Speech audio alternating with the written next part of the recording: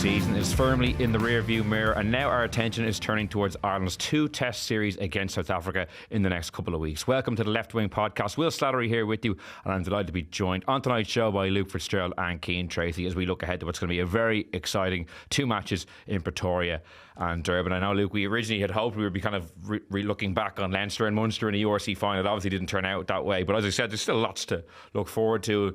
We touched a bit on the upcoming Test series last week when we went through the squad.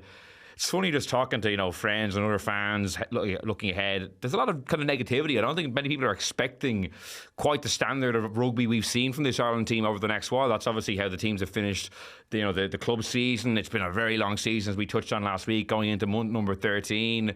What kind of rugby are you expecting the team to play, say, in 2 weeks' time? Do you think it'll be the heights that we're accustomed to, or will there be this kind of end of season feel where things could maybe go a bit wrong? Yeah, it's a good point, isn't it? I nearly feel a bit exhausted myself, but I know I'm sure I'll be able to get myself up for an Ireland South Africa match.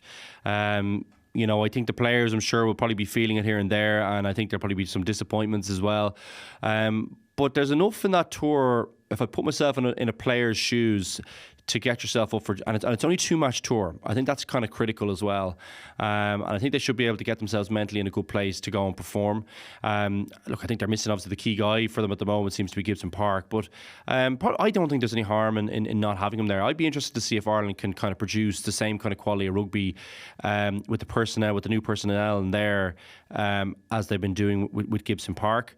I think some young guys in there that I'm kind of excited to see. It was good to see Zachuku up there for media. He's a seriously exciting player, and I think he's the kind of player I think who could do very well down in South Africa. He's so physical, he's obviously like a bit of a hybrid kind of lock/6, but looks to me to be a really good 6, like very, very powerful. Leinster really didn't contain him very well in the Aviva a couple of weeks ago.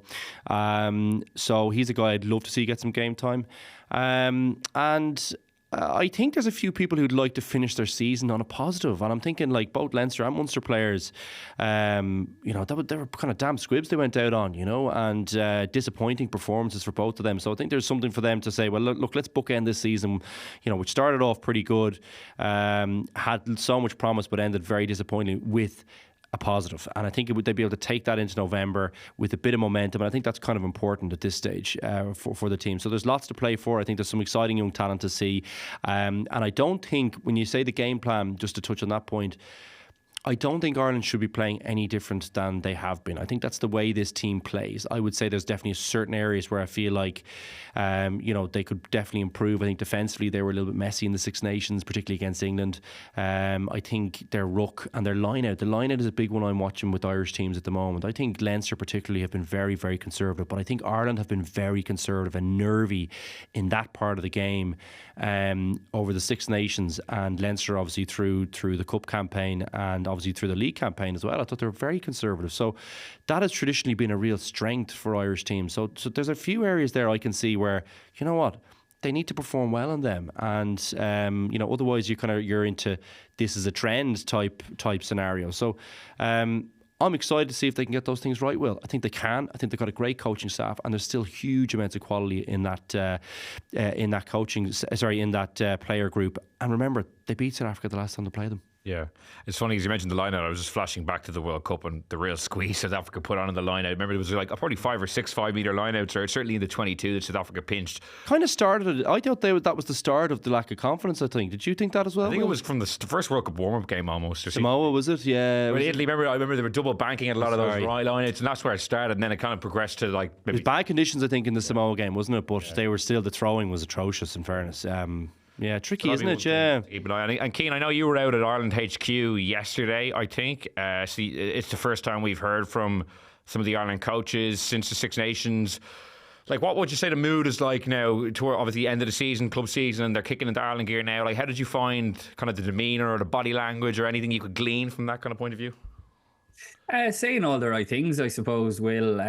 We had a good chat with my cat, so I suppose it's worth explaining how these things work, is that there's 2 separate rooms. One room where they'll speak to like live broadcast, and then there's a separate room where they'll speak to like the embargoed written press. And I thought one thing that was interesting to come out of the stuff that my cat was asked about and what he said like there was one question in the live section where he was asked, with basically what you've kind of mentioned there, and the fact that it's a 13-month season now, that, have you tweaked the camp in any way that you might do ordinarily, given how long the players have been playing? And he just gave this like a really short, snappy answer by saying, no, this is Ireland, this is what we do.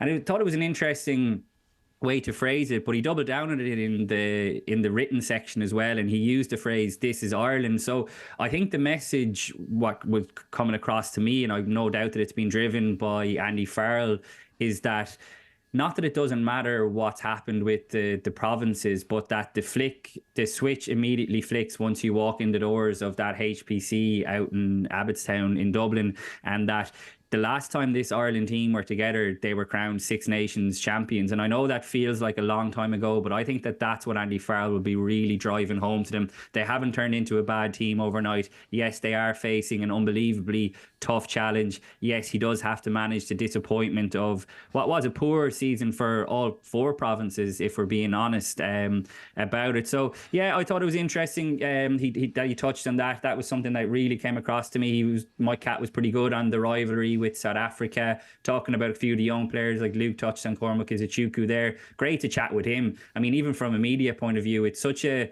so great to chat to lads who you haven't spoken to a million times already, and especially when it's a guy with so much personality like Cormac Izuchuku. He was an absolute breath of fresh air when he came in, not daunted at all by the prospect of sitting in front of the cameras. So we're recording one on Tuesday night. The Ireland squad are due to fly to Johannesburg on Wednesday. I think their first training session will be on Friday. And, it's good to get over there at the tail end of this week, because this is something that a couple of the players touched on as well, that, they are playing at altitude in that first test. They are going to be there for over a week, so they'll have no excuses in terms of acclimatizing to the conditions that await. So I would say that the mood overall, Will, was optimistic, but as we know, talk is cheap. I suppose the proof will be in the pudding in that first test. Yeah, like the point Cian made there, my cat stressing that this is Ireland, this is a new environment. Like Andy Farrell has so much practice with kind of picking up the pieces at the end of a kind of disastrous Champions Cup campaign, certainly from the bulk of the squad who were playing for Leinster. But it's something he's been very good at. 2022 they won the Test Series in New Zealand. Obviously they didn't win the World Cup, but they certainly seem to rebound pretty well for a lot of that tournament. Ended up losing a narrow game for whatever the reasons were. I don't think it was down to the hangover from the Champions Cup anyway. So Andy Farrell does seem very adept at kind of getting them back to playing good rugby, or mentally kind of cleansing that bit part of their soul after what has been some very harrowing defeats kind of at the back end of the season. Yeah, and I think, it sounds like Mike Cat didn't have an answer prepared for that, but I think his point is probably well made in that you always hear the Irish, the people coming, the players talking about Irish camp and how enjoyable it is, and I think they seem to, whatever they do in there, it's not an unhappy place. It's not a place you're daunted about going into and thinking, oh God, I'm in here for kind of 8 weeks during the Six Nations or whatever it is in Carton House. They seem to enjoy themselves. They enjoy each other's company. They seem to have got the balance right between, doing the work, being prepared and playing good rugby, while also enjoying each other's company. And I think there's probably no need to reinvent the wheel. I would say, you do want to make sure that people come in excited maybe to learn something new as well. I always feel like that's something that you can get into a comfort zone thinking, well, what we do works. It does, but you always want to add something new in there, test the players, which I'm sure a guy like Andy Farrell will know, having been around teams for so long himself, since he's 15, probably 16, he was at Wigan. So he'll know that he'll need to constantly have new ideas and new things that are happening in there, while still having his big pillars that he relies on for the camp. And I think if anyone can kind of, I suppose, produce a result down in South Africa from a team that's probably had a very long season, I think it's probably Andy Farrell. I do think that. I think he seems to be an unbelievably good coach and a really good man manager and a motivator. So kind of the full package as a coach. So I think this will be one of his biggest challenges, I think, if not his biggest. You always hear about the great New Zealand teams having gone into South Africa. They still talk about that 96 tour that they won, and that was an unbelievable New Zealand team, and they only just kind of got over the line at the end. So it's an amazing place to go and play rugby. Very lucky to have played a South African test series myself, and they are a different beast at home. They certainly are. And first game at altitude, I know they're in early, but it's still a shock. Yeah. Sorry, go on. Yeah, so I was going to bring Cian in because Cian, it'd be interesting to get your thoughts. Obviously, Andy Farrell, you touched on it, and I asked Luke about it there, kind of picking up the pieces after another disappointing end of the season. But for me, the big challenge is maybe to reinvigorate, get some energy back into their legs, because in particular that game at Loftus Versfeld, the Leinster Bulls game, like, Leinster didn't seem to have much left in the tank. They just seemed a good bit physically off the pace, and I know it was a shock to the system playing at altitude for those players. A lot of those guys will be back again in 2 weeks' time, so they'll have that kind of experience of doing it. But like, can we really expect Ireland to be hitting near the levels we would see them ordinarily, given what we saw 2 weeks ago? How kind of it really looked like an end of season performance is basically my long-winded question when Leinster played the Bulls.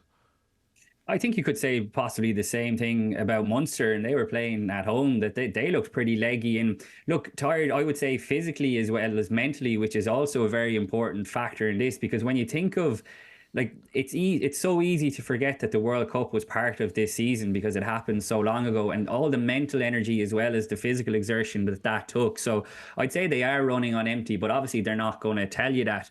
And like Luke's point there, that the altitude is a shock to the system, but I don't think that can be an excuse this time around, because when you think that the bulk of the Ireland team that we expect to start that first test have played in Loftus only a couple of weeks ago, Munster were there back in, was it April, and beat the Bulls there. So most of these players have played there. I know they don't do it every week, and that is obviously a challenge, but I don't think the altitude will be or should be as an excuse, big of an excuse as it could be. But to the wider point, Will, I do genuinely believe that they will find an extra pep in their step when they come back into Ireland camp. I think Luke is dead right. Look, players are never going to say, oh, they hate going into camp until, the tenure has changed. And clearly we've seen that from when Joe Schmidt was in charge, that some of the players, what was it, Andrew Porter used to say he used to count the steps driving the speed ramps driving down the Carton House Avenue, because he was just so on edge about going back into camp. But sometimes you can kind of take that as, look, players are going to say that anyway. But I do genuinely think that the players really enjoy being in there. You go back to what Peter O'Mahony said a few years ago, it was the most enjoyable environment that he'd been a part of. This was at a time when he had lost his place in the team. So I do think that's true, and I do think that will count for something. It's 2 more games at the end of a season. Ireland were down there in 2016. Is it three players are surviving in that squad left over? They became the first Irish team to win in South Africa.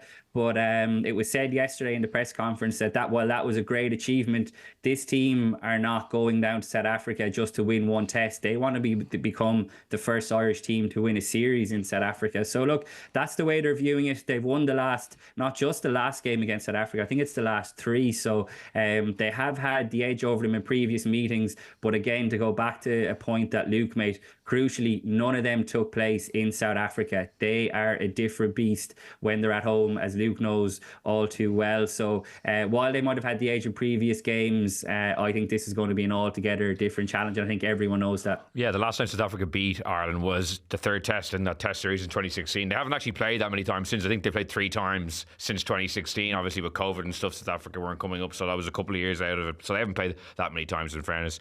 I want to discuss some selection dilemmas heading into the tour.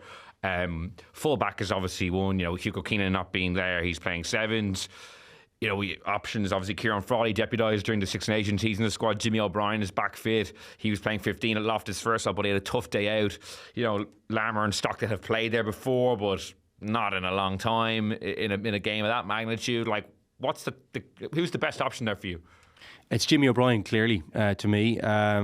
Stockdale, you'd love to have the size there. It would be nice just because I think South Africa will definitely go after them there, particularly, it's not that long ago they'll have watched Jimmy O'Brien kind of struggle a little bit under high balls. But the other thing is, I'd say, I think he actually is good under the high ball. I think he should be able to manage it quite well. I think it'll be good for him to get a couple of weeks training there. Hopefully they give him time with the team in there. I think he's the most obvious choice.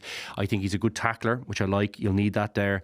I think he's good under the high high ball. He's got a decent kicking game, nice passing game, but it's the pace, I think, is the real differentiator between himself and Frawley. I think Frawley's a nice stopgap if you're stuck and you want to go 6-2 split. You can play him there if you want, and he's a good player back there, but at international level it is very, very different, particularly on the high velds and places like that. The games are back fit. They are rapid. Like, you know what I mean? If they get if it's a one-on-one with him, I just can't see him stopping any of them. I just don't. He is an excellent athlete, but their tackles are very different at 10, 12, 13 than they are at 11, 15. The tackles are very, very different, and just bigger spaces to cover. So you need to have the pace. So, yeah, that's a clear enough one for me. I think they'll really miss Keenan. I think Leinster really missed him at the end of the season. I'm surprised he went because there was still silverware on offer. And I think I'm surprised Leinster let him go. I'm surprised Ireland let him go. These are kind of big matches in your career. So, not having a go or anything, but they shouldn't have let him go. He's too good. Especially when you see Dupont playing for Toulouse, I know. Yeah, I don't get it. He's also playing, but he's going to the Olympics, but he didn't miss the end of the club season. I know he missed the Six Nations, so he missed one portion. Keenan's missing a different portion, but I find it baffling. Well, no, if I was paying him, I'd be like, no, I think we'll have you for the big game, not the sevens game. You know what I mean? I know the Olympics is there, but figure that out when the time comes. Let's get the test series over. But it's probably a good time though to generate another option under some really stressful circumstances, and that's tough because you never want to think you're throwing away. You're hardly throwing away a test match putting Jimmy O'Brien in. But you know what I mean. You never want to be. You always want to have your best. If the guy is fit, Keenan is fit, you always want to be playing from your strongest hand. But that's not available to them, and I think he's a good second option, and it's probably a good time to have a look at another option. Will as well. It's early in the next. I can't believe I'm going to say it. I'm going to say it. It is early in the cycle to do that, though, Will. Oh, God. That is important to do. We don't want to be coming to the end of this thing going, we haven't seen anyone else in Hugo Keenan's position, and that was kind of the position we were in at the World Cup. So coming to the end of the cycle, it's like literally. Someone had to say it. You don't want to be sitting here in 4 years time and not having played someone in a crucial. It is a crucial position. It is an absolutely crucial position. So I think it's important to have someone there. Yeah, my mind can't even go to the next World Cup. Doesn't compute. It's not even ready. Keane, I've just taken a mental note of the first mention of the next cycle. I know. We're right at the end of the season, so we're coming up to. We haven't even finished the season of this. We're 25% into the next cycle. When you're looking at it like that, I suppose. Keane, what do you think about fullback? Do you agree about Jimmy O'Brien being pole position? And it's going to be a massive 2 matches from obviously having missed the entire season. Getting himself back into the shop window and 2 massive games heading into next year would be huge as well. Yeah, I pretty much agree with everything, to be honest, that Luke said. I think realistically it is only between Jimmy O'Brien and Ciaran Frawley. I think Jordan Larmour and Jacob Stockdale, both susceptible under the high ball, and I think both have defensive issues as well in terms of their positioning. I just don't think you could trust either of them in such a key position, and I would agree for the reasons that Luke outlined. I think Jimmy O'Brien has had a couple of sticky games early, but I've been surprised. I think by and large he is quite good in that area of the game. I was actually watching back earlier today the end of the quarter final for my troubles for a piece that I'm working on, the World Cup quarter final, and Jimmy O'Brien collected unreal. A couple of lovely high balls. I know we've spoken about how good he was in his cameo several times, but a couple of his high catches were excellent. So I don't have a huge amount of concerns. I'm going to put it down to just a blip. He's been out for a while, but since he's come back, he's been absolutely electric in terms of his pace. I think he actually looks quicker than before he had the neck injury, which is remarkable, really. So I would have him ahead of Ciaran Frawley, again for the reasons that Luke touched on. I think he's grand to have as a 6-2 split on the bench, Frawley, but I think his pace will be shown up, particularly against this back three, as you said, Will. Chedson Colby is back. We saw Curtly Arensa made his return for the Bulls at the weekend. They're going to be on the wings, you'd imagine, in that first test, and I think you need to have a bit of pace, particularly when James Lowe isn't the quickest on, out in the left wing as well. So I think Leinster have been a bit stuck by that when Keenan hasn't been there too. So I think Jimmy O'Brien is in pole position, but I think Frawley is there as an option as well. So yeah, I'd be surprised if he doesn't start the first test, Will. Yeah, fine. Seems to be fairly unanimous. I am interested with the second row. So you have Ty Byrne, John McCarthy, James Ryan.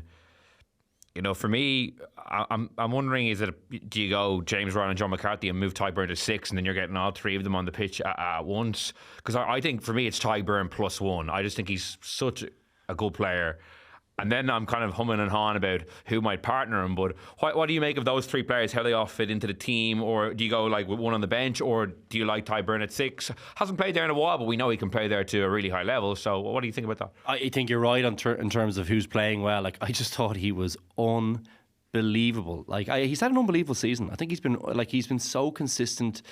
Anytime you see that blue scrum cap around, like a guy who falls long in a tackle, you're going, that's probably a turnover. Like, if he's anywhere near that, he's gonna. If you don't fall the right position, you don't get straight back to your side, place the ball perfectly.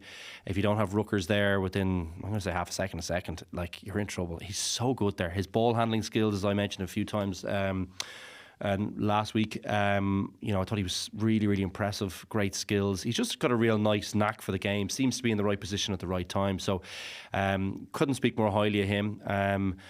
I think Baird has probably fallen off a little bit. Didn't have a great end to the season. He had some kind of weird moments, some kind of brain farts as well, like not chasing that kick. Didn't cost them against Ulster, but a few of those kind of moments. The running sideways, I can't remember, was that against Northampton? I think it was. Which nearly cost a 5 metre scrum. So I think there's. Forgot about that one. Yeah, that was a moment of madness. Yeah. So, he's an instinctive player. He's very, he's a great athlete, but I think he might be good on the bench for me. And I think that gets all three of your kind of key guys, I think, to the Irish team into the setup. O'Mahony as well, though.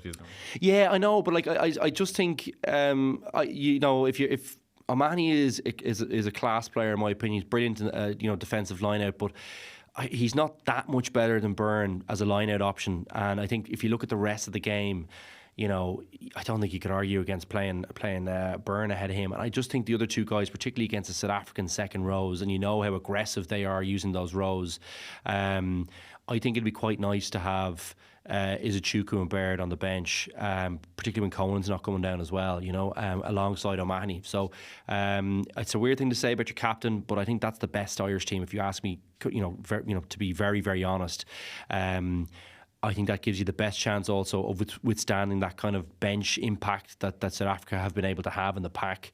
And yeah, that'd probably be my composition for those kind of back five positions. Yeah. The other two kind of nearly pick themselves, don't they? So that'd be an exciting one. It'd be an aggressive selection. It would be a team that I think could mix it up with the South Africans quite well physically. John McCarthy looks like tailor-made to take on the South Africans. He is perfect for the job. Yeah. Provided he kind of keeps his, discipline. He was very lucky against the Bulls not to get away with 5.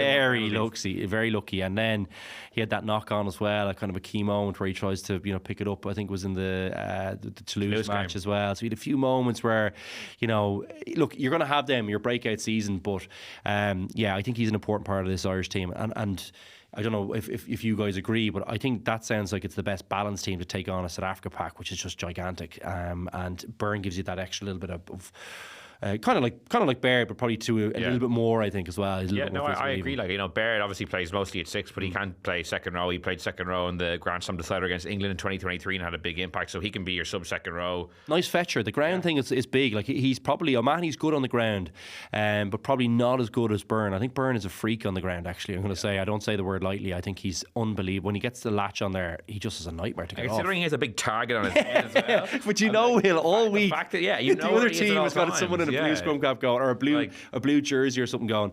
Every time you see that person next to a ruck, McCaw ditched the scrum cap after a couple of years, so he couldn't be as easily identified, and it worked well for him. Cian, what's your perspective on the back five there? Like, there's actually a lot of intriguing options, and we'll be interested to see what Andy Farrell opts for, because as we touched on there, the Springboks do pose a specific challenge, but it does seem like they can really weaponise their team depending on how they pick it. What do you think? I don't see Andy Farrell not starting Peter O'Mahony in the first test. I think the fact that he named him captain from the outset in terms of this tour, I think would certainly point to that he sees him as still being a key part of his plans. Look, certainly around the Six Nations, the tail end of the Six Nations, when there was murmurings that Peter O'Mahony could be finished up with Ireland, there had been whispers behind the scenes that Ireland could look at the tour to South Africa as the pivot towards Caelan Doris as captain. Obviously, we've seen him filling in bits and pieces here and there. But when I was wondering when the squad was named last week, if Andy Farrell was going to name, a captain, but I suppose the fact that he picked Peter O'Mahony for the Six Nations, it makes a lot of sense. But I think when you pick a captain, I think he has to play, really, doesn't he? I know it's not like a hard and fast rule, but I'd be very surprised if he picked him as a captain and doesn't start him while accepting all the points that you guys have made. So I suppose with that in mind, we're probably looking at a back row of O'Mahony, Josh van der Fleer and Caelan Doris. And then the second row, I would agree with you, Will. I think it's Ty Byrne +1, and I think it's going to be Joe McCarthy. I thought the two of them actually formed a really good partnership in the Six Nations. Now, that said, all the line-out issues which you guys have outlined as well, I think James Ryan brings a lot of solidity in terms of that side of the game. But, he's coming back from a long-term injury. Don't know if he's hit his straps just yet. But you're talking about weaponising your bench. Possibly he could be a very good guy to come off the bench with a Ryan Baird or is it Chuku, or I think it's worth mentioning Nick Timoney is actually as well, lads. I think he's had a very good season for Ulster in an Ulster team that was going backwards a lot of the time. I think he's been really, really consistent for them. And look, he's keeping Gavin Coombs out of the Ireland squad as well. I think it's worth also touching on the fact that going into the World Cup and probably throughout last year, we were kind of wondering what happens if Josh van der Fleer goes down. And I think we're still sort of in that position. I know Caelan Doris can move to 7. He's clearly not as effective when he does it. Peter O'Mahony can go to 7 again, not his preferred position. But a slight concern of mine that we're this far down the road and we still don't have another natural open side in the squad. Timoney's another guy who can go there. Obviously, John Hodnett hasn't featured yet under Andy Farrell. Do you think that's a mistake? I think he was unbelievable for Munster at the end of the season, Cian.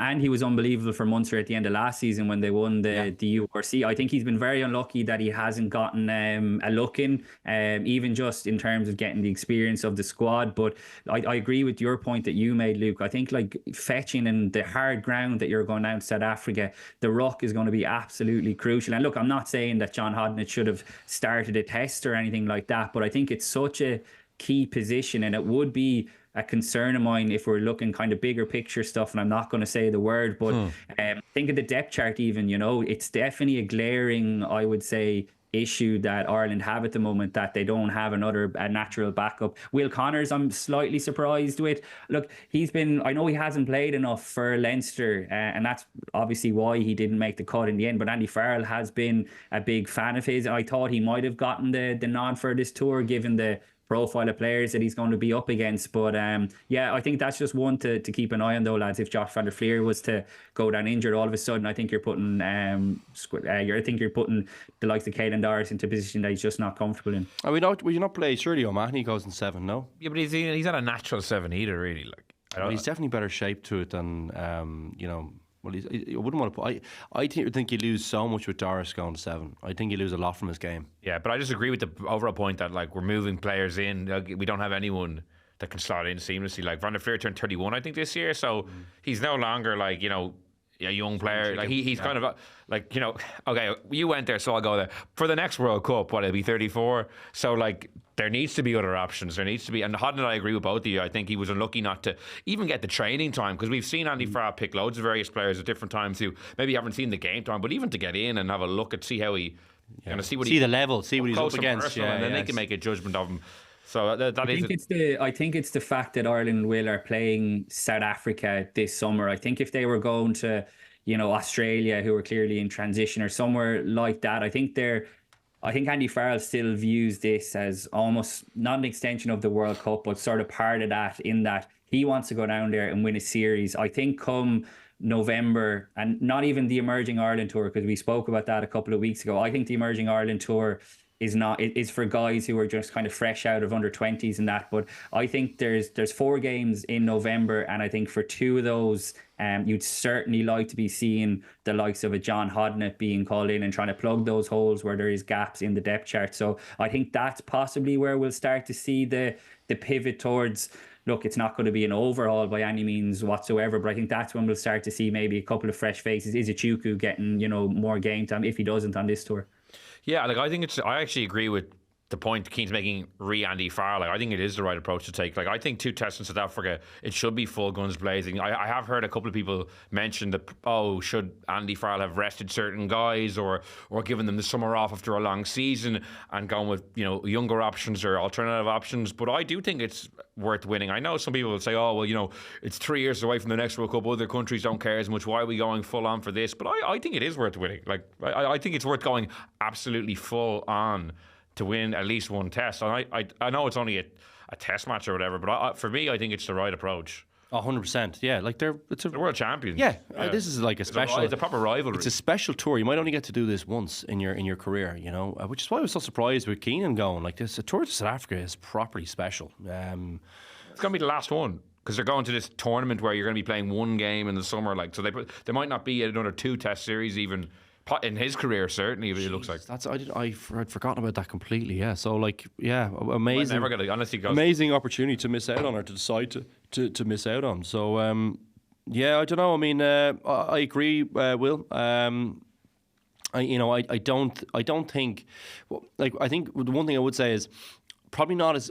I'd still like to see him be a little bit aggressive with some of his kind of introducing some of the younger guys into the squad. I'd like to see him use them. I don't think the guys we're talking about actually take away too much from your team as well. They're exciting talents, and you might need a bit of an X factor, a player they haven't seen or a player they haven't played against. In my mind, is Izuchuku is the one. Yeah. But someone like him could have a really big impact. He could be his breakout, break into the national team as a real weapon that you can use. And he looks like a proper athlete. He looks tough too. Looks like likes to get stuck in. Likes the physicality. I like everything about that guy. So I think there's a place for that. The Jimmy O'Brien thing is forced on him, so he's got to try something out. And I don't think your team loses out. You definitely lose out from Hugo Keenan, but you've no choice because you've decided to let him go. So he's the next best option, and I think it's a good thing to see someone good there. And he is a good rugby player. So I think it. In saying those 2 things, he has a little bit of scope to treat this a little bit like that and be a bit aggressive. But I don't think it takes away from actually trying to win the thing. And they should definitely go and do that, because it's a special, special time in your career. Yeah, and Cian, the other area where Andy Farrell will be forced to make a change is at scrum-half. We touched on Jamison Gibson Park not being available through injury. It's funny, you were telling me off air that Conor Murray was put up for media this week, possibly indicating that he'll start against South Africa in the first test. It's probably him or Craig Casey. I know Craylan Blade is there, but unlikely that he'll be starting that first test. Who do you think should start, and who do you think will start? Craig Casey, obviously more maybe similar to Gibson Park in terms of the tempo. Conor Murray, more experienced. Andy Farrell does seem to have him kind of as his pretty entrenched number 2. Yeah, this isn't me trying to sit in the fence, but I think I would give them a start each, actually. I think starting Conor Murray in that first test, I'd be very surprised if Conor Murray doesn't start that first test, and I think it probably makes sense as well. I think the big question would be, if Conor Murray does start, how much does that change the pace of Ireland's attack? That's something that he's going to have to get right, rather than Ireland sort of, changing themselves to allow Conor Murray, who's obviously not as quick as Gibson Park. Very few scrum halves are, to be fair. So I'd be surprised if he doesn't start, Will. I think he's actually had a decent season for Munster, as has Craig Casey, to be fair. I didn't think he was at his best, if I'm being honest. Casey in the semi-final a couple of weeks ago, and I thought it was telling that they went to Murray as early as they did. But if you were to look back over the last couple of years in how Andy Farrell has selected, when obviously Gibson Park has been fit for the most time, Conor Murray is still very much in the Peter O'Mahony mould, in that he's one of the most trusted players I think that he has. I think when you think of South Africa, obviously you think of physicality, you think of size, everything that plays to Conor Murray's strengths. So I think he should probably start the first test. And look, even win, lose or draw the first test, I think it would be really beneficial if Andy Farrell was to give Craig Casey a start in the second test, because again, Conor Murray is 35 now. He's going to be 38 by the time the next World Cup rolls around.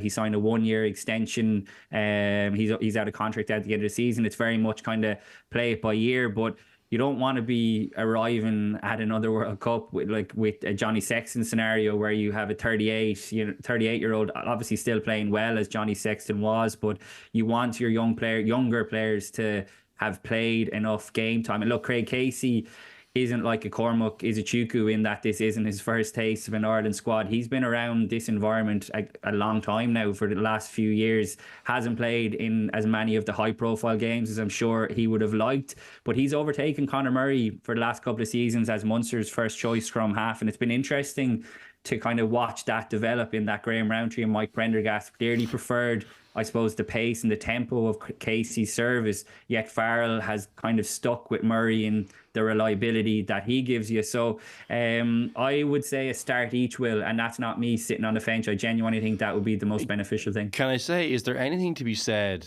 for making a call to John Cooney to clear the air at some stage? Like, he's the closest we probably have, I think, to Gibson Park. I thought he had some lovely moments towards the end of the season as well.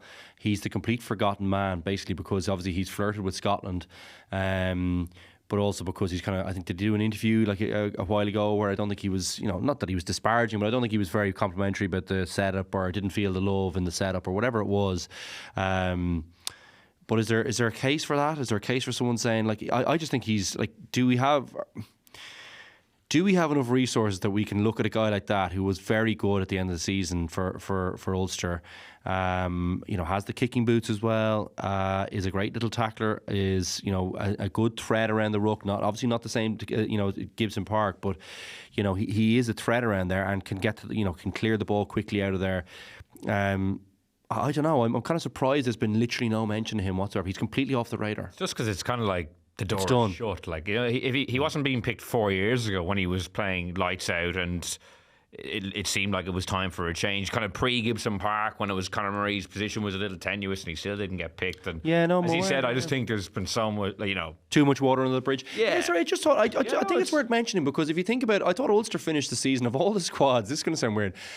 Ulster could be the most pleased with, I think, how the season ended. Weirdly enough, as weird as that sounds, I think he was a big part of why they were pretty decent at the end of the season. And I don't know. I just felt like, when you were talking about Scrum-half roles there, I was like, well, we actually have a player who's playing pretty good. Like, Murray, in fairness, did finish the season pretty well, but Casey was a little bit patchy, I thought, and has been for a while, I think. Now, he doesn't get a number, like, he has Murray breathing down his neck. Anytime there's an issue, he gets dragged off for Murray as the kind of steadying hand.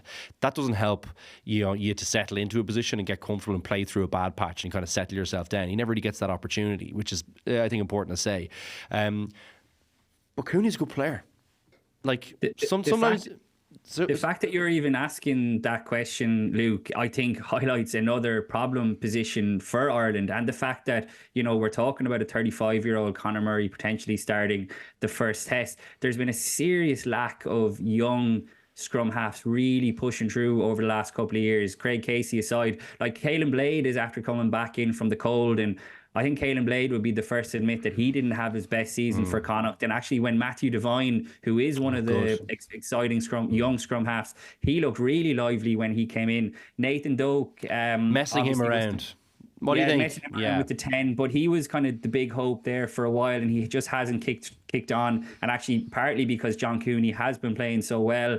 Fintan Gunn is a guy who I thought was really good for the Ireland under-20s a couple of years ago. He's hardly played for Leinster. He's been stuck there as well. So I think scrum half is another position we need to be keeping a very close eye on. I think it's been worrying, the lack of young Irish scrum halves coming through the system. Yeah, and I'm going to mention the World Cup again. I feel like I should get electric shock. I know. I think I started something bad here. Gibson Park's going to be 35 by the next World Cup. Like, I think because he only broke through later and he only came to Ireland after when he was like 25, 26. You kind of disassociate him, and he plays kind of a young person's style. He's actually 32 now, so I think the hope with him would be, certainly from an Irish rugby point of view, would be the fact that a lot of his early career in Super Rugby, he was on the bench. He doesn't have as many miles on the clock, we'll say, as a Conor Murray would have at the same age. And I think that's why he is playing so well at this late stage. But does that kind of game age as well as Conor Murray's style, which is not as, Gibson Park requires like top end pace to be as effective. Zippy, yeah, but a good part of his game as well would be speed of thought. You think of I think a good example of that may be Aaron Smith, who's still very, very effective, very quick at clearing the ball.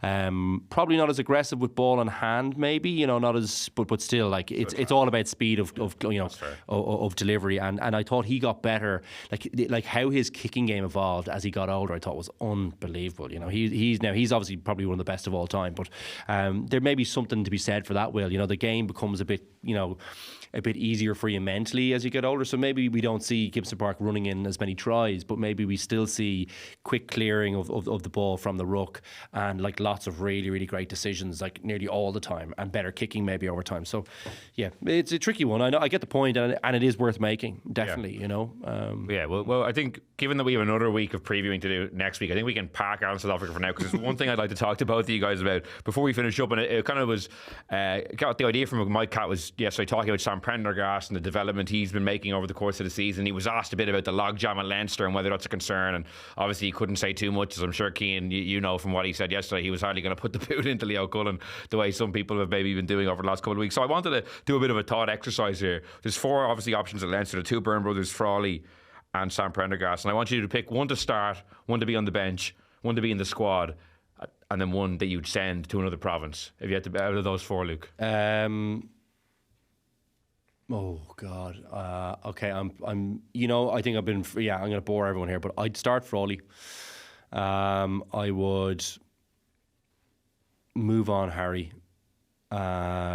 Keep Ross, and keep Sam, I think, Sam, because he's at an age where you can still keep him on the bench, and he probably won't be that dissatisfied. I think Harry needs game time. He's got great potential, lovely handling ability, but he's not getting enough game time either. The kind of complete forgotten man, seems to plug in for his brother when his brother's injured. I think you'd still like to have 2 very competitive guys, vying for that first spot, whether that's Ross or Frawley. I clearly think Frawley would be a better fit. But I'd like to see both of them kind of, interchanging. And if one of them gets injured, then you've got Prendergast to come in, and you can kind of, when the 2 of them are away in camp, you can play Prendergast and another younger guy if needs be, or someone can come back from camp who's not playing and plug in on the bench or plug in the starting role for Leinster. So that's how I would do it. I think Harry is a lovely player, had kind of some bad injuries at the start of his career and hasn't really been able to kick on off the back of that.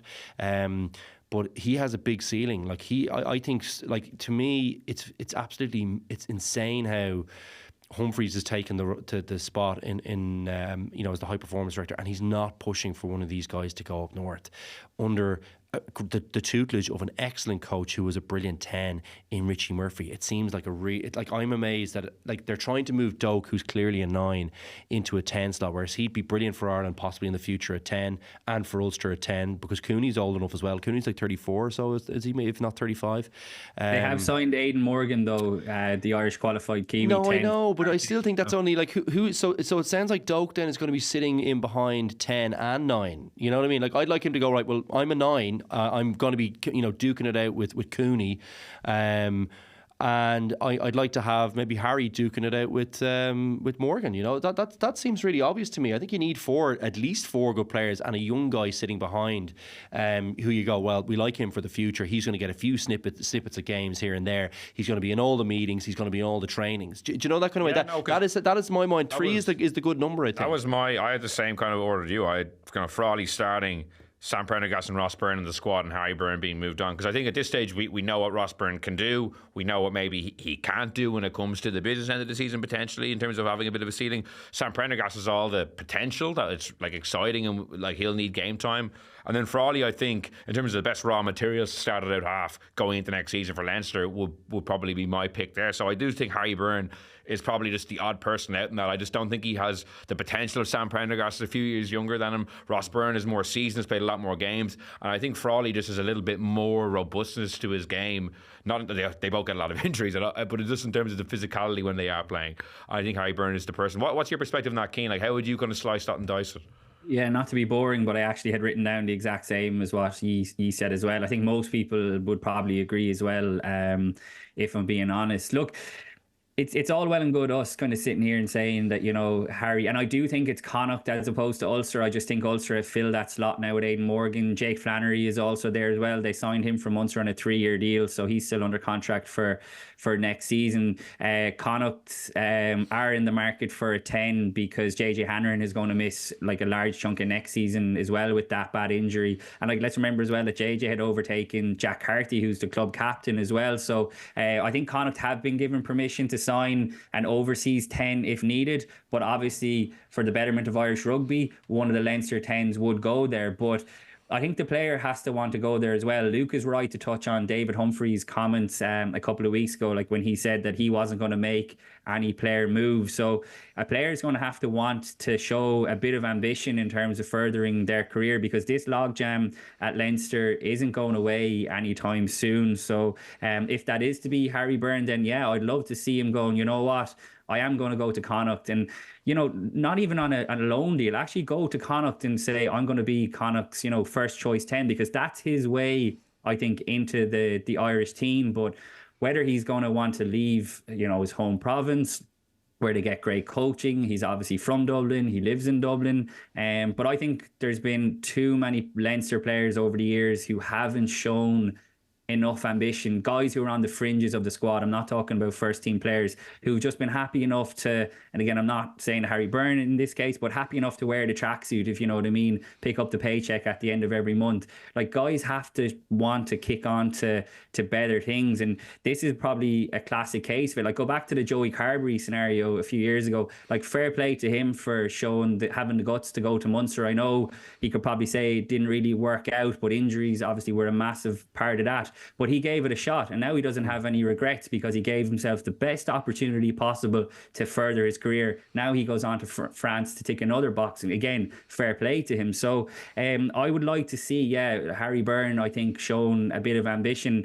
I agree with you in terms of Frawley. You know, he is the one, but there's nothing to suggest, lads, that Leo Cullen thinks like we do. Now, whether Tyler Blaindahl comes in pre-season, but I don't think he's going to have enough sway to make a call as big as that and say Frawley should be the starting 10. They need Graham Henry to come back. They need Graham Henry to come back and be like, mate.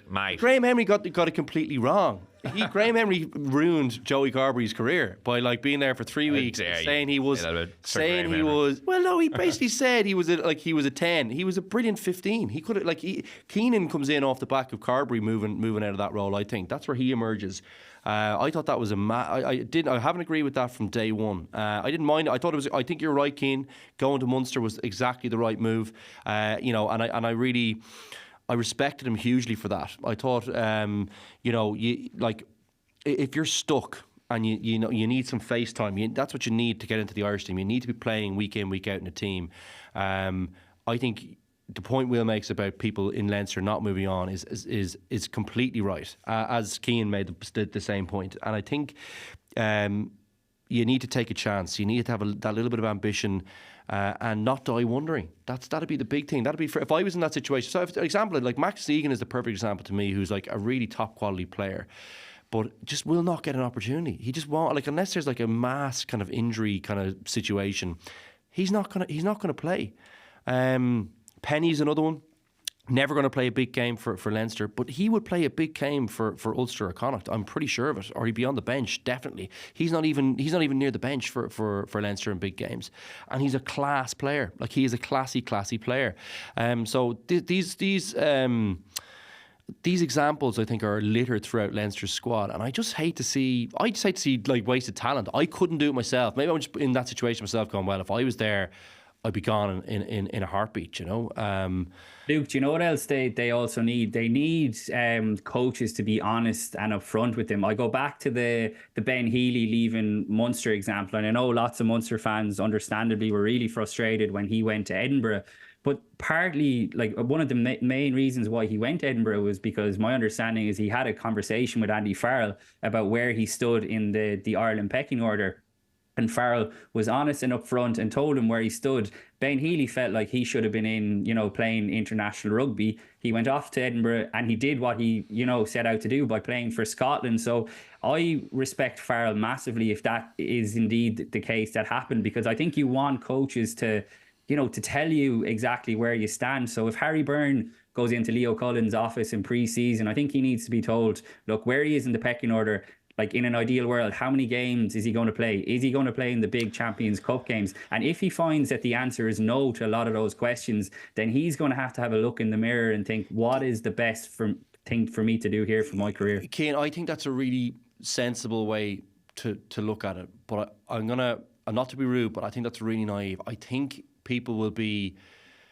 we rarely disagree, but I disagree strongly with you on this. I think you need to figure your own situation out. If you are Harry Byrne and you can't see where you're sitting at the moment and you need a coach to tell you what your situation is, I'd be worried about you. But Harry Byrne has been ahead of Ciaran Frawley in the Leinster pecking order. For a lot of the time, he's been the backup to his brother in terms of tens. But he's still the backup to his brother. And when they go to a 6-2 split, they never pick him. They can't pick him on the bench, really, if Frawley's fit. But a part of his thinking could be, well, then I'm one injury away from getting a run here as the starting. But you're still an injury. You're probably still an injury away, though. Like, look, maybe I'm wrong, but how long? Like, how many years is he into his career now? And I think, like, if you're Leo, like, why does the coach has his own job to do, his own family to feed. Like, why is he, if he has more resources that are going to stay there that help his situation, help the team, possibly, like, he's going to be, even if it's an unlikely scenario, he's going to say, well, no, I think you're valuable here, and you have a part to play. Whether that's just even have someone better for the team to train against. Like, there's all these scenarios. Like, people are not. Like, you have to take control of your own life, just even as a fairly broad statement. But you do have to take control. No one is going to figure it out for you, and no one is actually obliged to do that for you. You have to take control yourself and figure out the situation. If he hasn't figured it out at this stage, I'll be concerned. I'll be very concerned. And if I'm giving him the benefit of the doubt, thinking he's a smart guy and that he's figured that out, then it's back to your point, Cian, about the ambition, and you've got to and taking a chance. You've got to go ahead and do that. And another thing that would be ringing alarm bells for me if I was one of those guys. Obviously, you're looking at your own situation at Leinster and you're saying, "Oh, I'm not playing in the big game. I'm not playing in that game." But also from an international perspective, Johnny Sexton retired, so there was a big void there. Jack Crowley has put an ocean of distance between himself and everyone else because he's played so much rugby this year. Like when Rudd was on with the three of us last week and he had that piece teed up about who had played the most minutes. I think Ty Byrne was one. I think Crowley could have been two. Yeah, he was number two. That just shows, and like now he is 100% nailed on as the starting out half for Ireland, and none of the Leinster players are close to dislodging him because they can't dislodge each other because there's so many of them. So that would be a concern to me as well, in the sense that Johnny Sexton stepping away, there was a chair there that was up for grabs, and while Crowley maybe had a bit of an inside track from the World Cup, it wasn't massive by any means, but because of the way the season has developed, he is now undisputedly starting, and going into next season, it doesn't look like anything will change in the short to medium term. So it's certainly an interesting situation they all find themselves in, and as we said, we'll see if David Humphreys can have any sway there. It looks like he's not willing to stick his oar in too much, but for the moment it looks like Leinster will be going into next season with the same 4 out halves there, so it remains to be seen how that is all divvied up. We'll finish up with the left wing moment of the week in association with Bank of Ireland. Guys, I'm going to go. We didn't talk about it that much because it was kind of relegated to down the pecking order. Was the ORC final once the Irish teams weren't involved. But I'm going to give Glasgow some credit. Kind of to repel the Bulls a couple of times at the Mall at the end. I know Jake White wasn't too happy with the refereeing of that, but I thought Glasgow did a very good job to down a man as well. Yeah, down a man to get that to ground and to seal a unbelievable win. It's only 2 years in a row. Munster last year went to Leinster and won away. They went to South Africa and won away. This year, Glasgow got to Munster and win away, and then got to South Africa and win away. A lot of parallels. And again, great for the league. The Glasgow team, you were flagging it a couple of weeks ago. When you actually look through that team sheet, there's lots of quality there. Yeah. And I saw someone point out on, I think it was a BBC Scotland guy, that you'd never see Scotland doing that kind of away, dog it out. Grinding it out a couple of weeks in a row. For some reason, for Glasgow, when the jerseys were switched, because a lot of the same personnel, I thought they have so many good players, like, their defence was unbelievable, wasn't it? Yeah. Like against Munster too. I mean, that was a shutout performance. Like Casey got a lot of stick, as he could have been better, but I don't know. I thought they were so physical, weren't they? And they were brilliant against. Like they did not get bullied too badly. At the start of the game was a bit patchy. Yeah. At 13-0, I thought it could be. It was curtains. I thought. I was looking at the phone going. I turned the game off after 13-0. I only watched the highlights after that. Did you? Yeah, I did. It was a Saturday evening. I was like, I had a short window because of the kids, and I was like, all right, I better just watch this whole thing, so I'm ready to go. But I actually went kind of boring, kind of corny. I went with the actual moment they lift the cup, because I just think it's a huge moment for for Scottish rugby. I think they needed something. I think it's been a bit doom and gloom. I think they've, they seem to get themselves up, and kind of positive after a few, warm-ups and things like that before the World Cup, etc., and get ahead of themselves and then not produce. But it was so good to see a Scottish team go on the road. The win in Munster was unbelievable. And I do think to go away and back that up a couple of days later, they had to have been tired, but the way they rallied and dug in for each other, I just think it was so impressive. So yeah, lifting the cup, magic moment for them, and great for the league, like really great for the league that it's not an Irish team or a South African team. I thought it was fantastic. You just see if, as you say, like for Scottish rugby, can the international team get a bit of a bounce? Does that kind of give them a little more steel? Because you said there's been a lot of talking from some of their players and not a lot of delivering. That was a massive statement. 2 great away wins in a row, and they were, thoroughly deserving winners over the course of the last 2 weekends. Cian, give you the last word. What was your moment of the weekend? Just before I get that, just a word on Glasgow. I interviewed Nigel Carlin, their Irish attack coach, and Luke is right to point out their defence, but their attack has been brilliant this season as well. And Nigel Carlin has done a brilliant job, along with Franco Smith, who's been excellent really since he came in.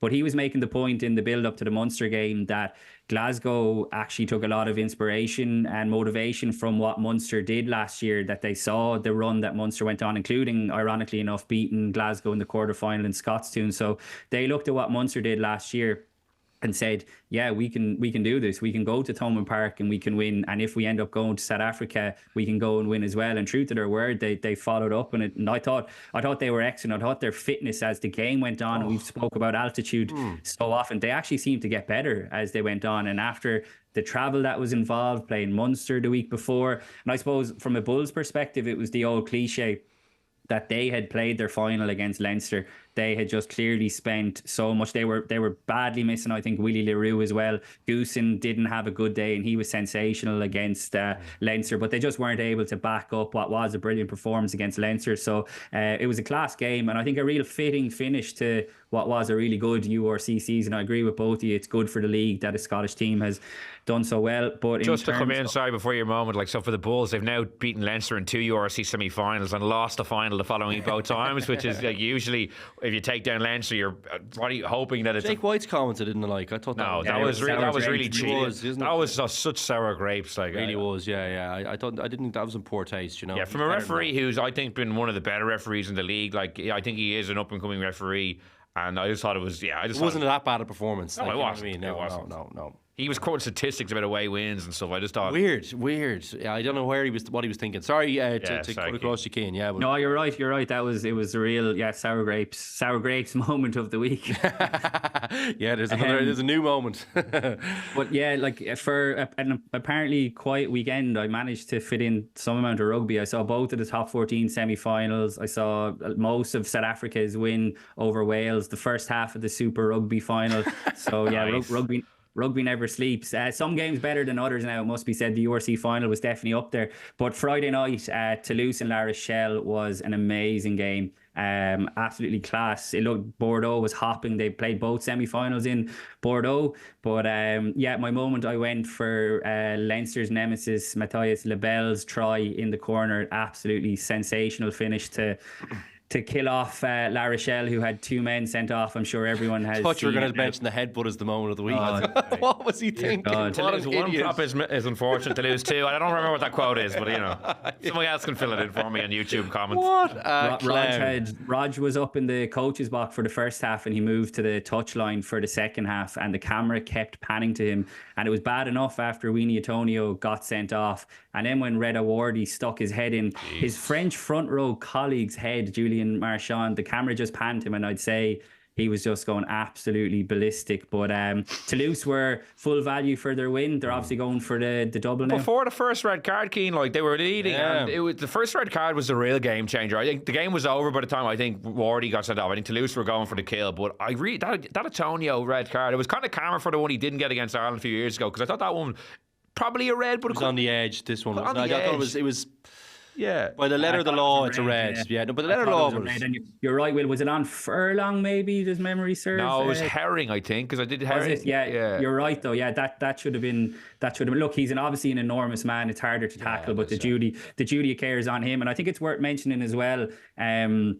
Raj's comments afterwards. I know that we've discussed this at length over the years on the podcast, but he was given, I suppose, an easy out. I was reading it in the French media that, you know, he was asked, was he in favour of 20-minute red cards? And he apparently laughed and he said, I'm 47 years old. I'm old school. Red cards need to mean something. Now, that was a very easy out for a coach who'd just been beaten to say, oh, yeah, we should go for 20-minute red cards. I think fair play, respect, because that's the kind of message we need. And he also said, look, it's on me to go away to train them to how to tackle better. So that's, I think, what we need more so than let's get 20-minute red cards. I think that's worth mentioning too. Glad you did. Yeah, I thought it was a great comment. Yeah, no, and at a time he could have gone the Jake White route, but he was classy in defeat, you know. So it was good moments to mention. Yeah, definitely. One of the very many exciting rugby matches we had last weekend, as Cian said. Even though there was no Irish teams in action, there was still plenty of games to keep us occupied. We'll be back next week with another show, once again looking ahead to Ireland versus South Africa. In the meantime, you can subscribe to us on Spotify, Apple Podcasts, or listen on the Irish Independent website.